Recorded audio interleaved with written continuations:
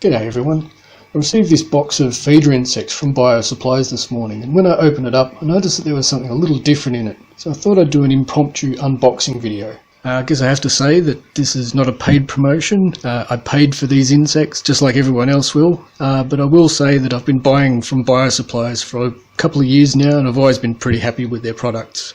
Alright, so I've probably already given it away by the thumbnail, but we'll leave that one till last. So I'll show you some of the other things I've got.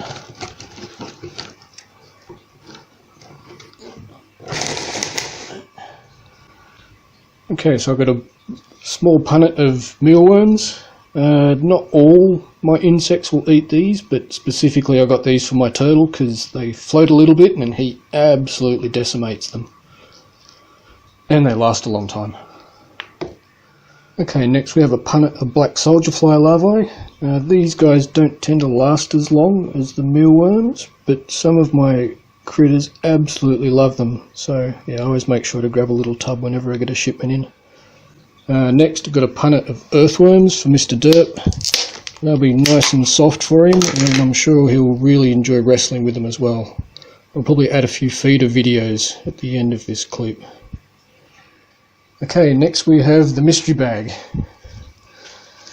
Now, as I say, I've already spelled it. This is a bag of crickets. I've been buying from Biosupplies for about 3 years now, and this is the first time I've seen crickets delivered in a bag.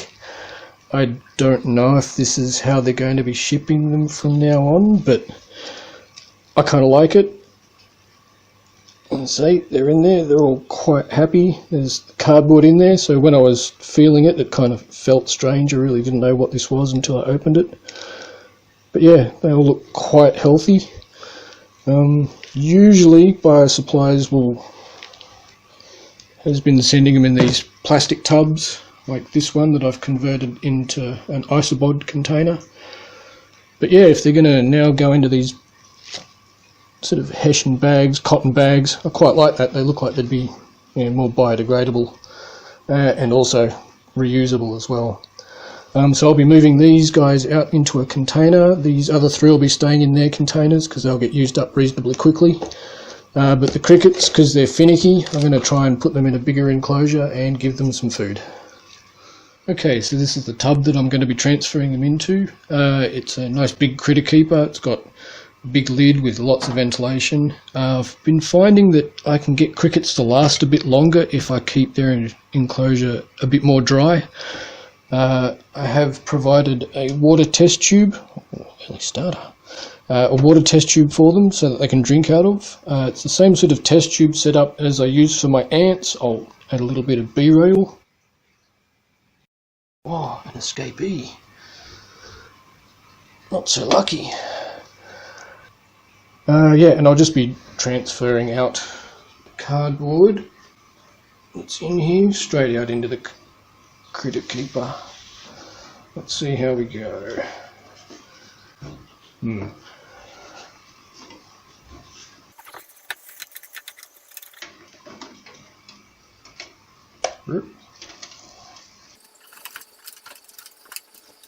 Okay, before I start to feed these guys off, I'm going to make sure they're well gut loaded. I've currently got some fresh pumpkin and some leftover jelly from feeding my ants in there. You might be able to see that they've started to drink from their water test tube. Even though these have come in pretty good condition, it's always good to get them well hydrated before you start to feed them off. You can also see that all these crickets are walking properly. You often buy crickets from pet stores and you see that they're already starting to die off and they're walking funny. These guys, nice and healthy. Okay guys, I guess we'll leave it there. Let me know in the comments if you've had any experience with crickets being shipped in cotton bags, and I'll leave you with a couple of feeding videos. Alright, catch you in the next one.